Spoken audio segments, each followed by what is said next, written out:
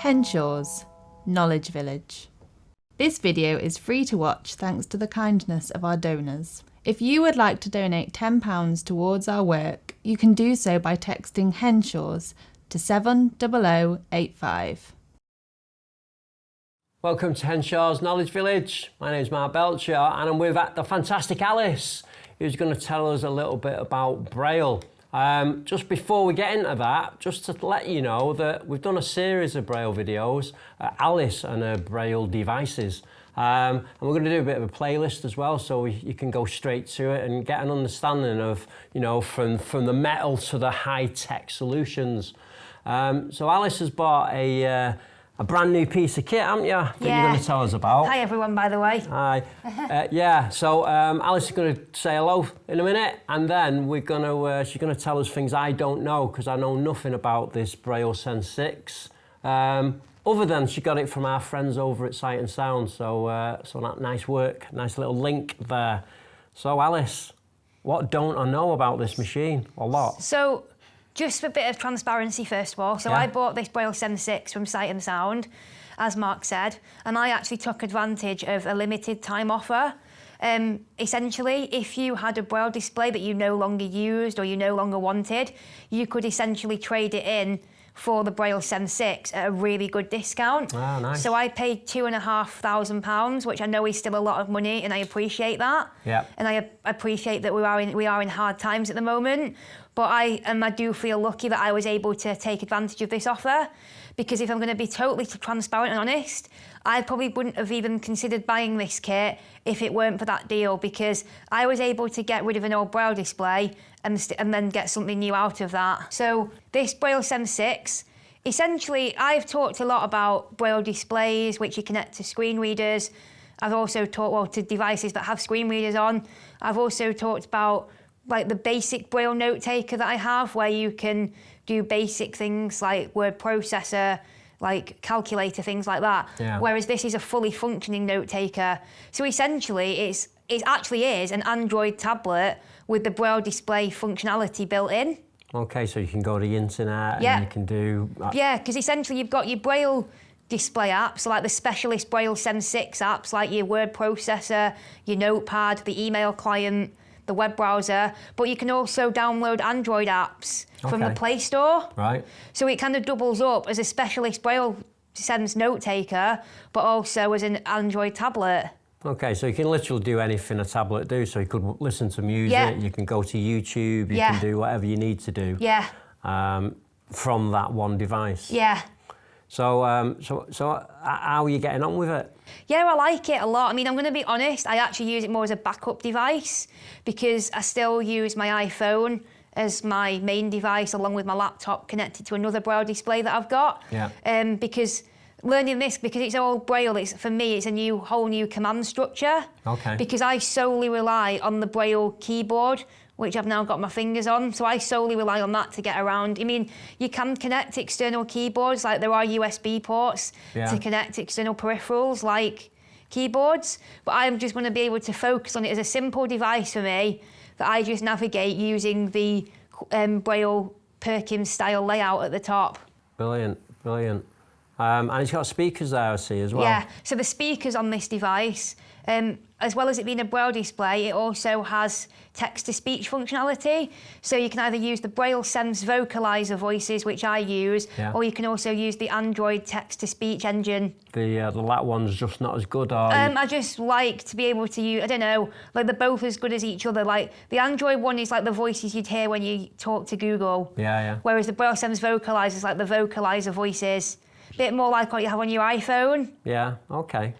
So it's just what was defaulted to, and I have actually changed the voice, because it's an American voice by default, I think, and I now use a Scottish voice. All right. I have used an English voice before as well. Yeah.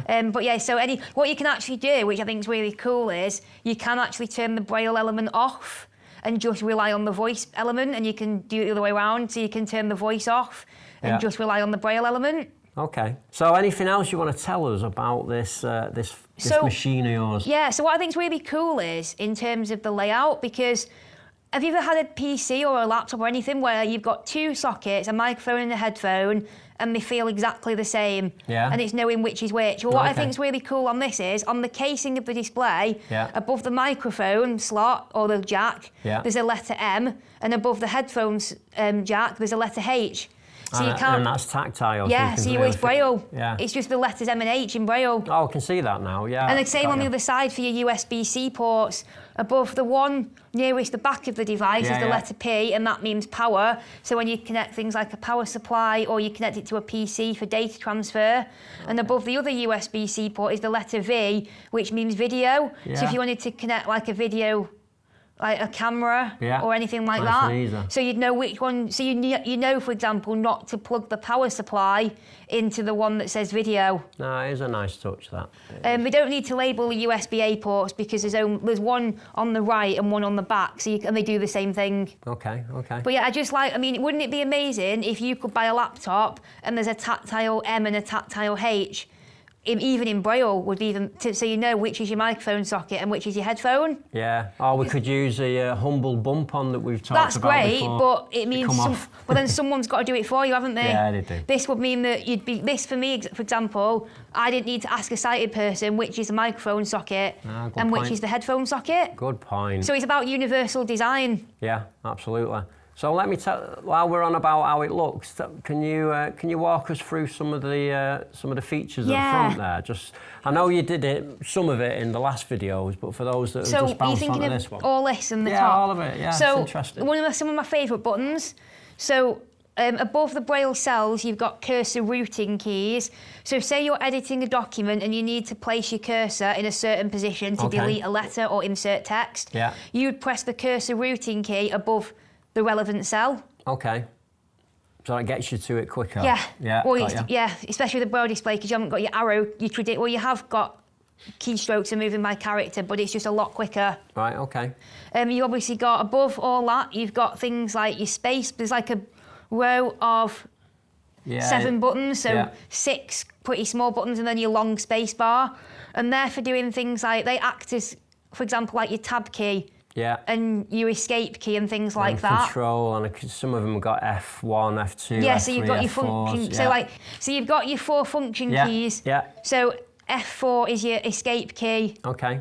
Okay. And then F3 is your tab key. And like the big middle one, space bar. Yeah. Yeah. Okay. So like a normal computer keyboard. Yeah. Kind of, but obviously it's a Braille keyboard, so it does. The functions have to double up a little bit. Are they multifunctional keys as well? Can you change? Yeah, so if you like, for example, there's a backspace key. Now if you hold down the backspace key and press F3, I got you. That turns your Braille off. Yeah, I got you. But when you don't hold down the backspace key, it acts as your tab key. Got you. So like, for example, I've just gone into settings and I've gone to the dialog box to configure the time.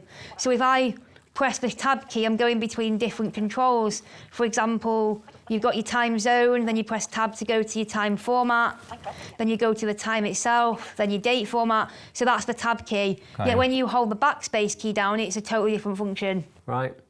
Okay, and now you're kind of your Perkins 4 buttons at the 8 buttons as well. That's your typical Perkins. So that is your typing, but it's also a navigation. You use it for navigation as well. So for example, if I was to press the space bar down and then press Z, that's the exit command. So you can like go backwards, but you basically go back through using that keystroke. Or if I press the backspace down and then press .1, that takes you back through the menu. So it's like pressing up arrow. Yeah. And if you press space and .4, that goes forward. So they kind of all double. It's not like because I always on a main QWERTY keyboard use the arrow keys to navigate, whereas obviously you've got fewer keys here, so functions have to double up. Yeah. Hi, Alice here. I'd just like to apologise because I made a silly mistake and gave one of the keystrokes incorrectly. To move backwards through a menu, as if pressing the up arrow key, hold down the space bar and press .1.